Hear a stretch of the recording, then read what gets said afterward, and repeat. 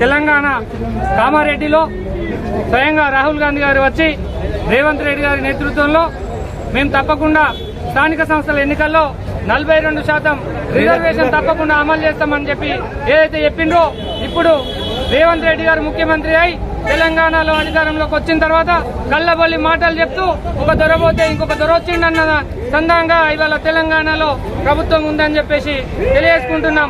తప్పకుండా మీరు 42% రిజర్వేషన్ ఇవ్వకుండా స్థానిక సంస్థలకు పోతే మీ ప్రభుత్వం పడిపోతుంది, మీ గద్దె దిగిపోతుంది. రేవంత్ రెడ్డి గారు హెచ్చరిస్తా ఉన్నాం. బీసీల సత్తా ఏందో చాటుతాం. 42% రిజర్వేషన్ కనుక ఇవ్వకపోతే మీ దగ్గర పుచ్చుకుంటాం. తెలంగాణలో మిమ్మల్ని ఎక్కడ తిరగనీయం. లోకల్ బాడీ ఎన్నికల్లో ఒక్క సీటు కూడా గెలుచుకునే పరిస్థితి ఉన్నది. తప్పకుండా ఇది మా హక్కు.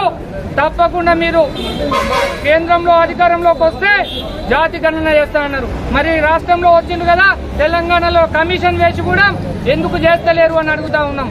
ఇవాళ బీసీ మంత్రి కూడా స్పందించాలి. స్పందించకపోతే మిమ్మల్ని కూడా ఎక్కడ తిరగనీయమని చెప్పేసి తెలియజేసుకుంటూ జై బీసీ, జై బీసీ. 42% రిజర్వేషన్ వెంటనే, 42% రిజర్వేషన్ వెంటనే.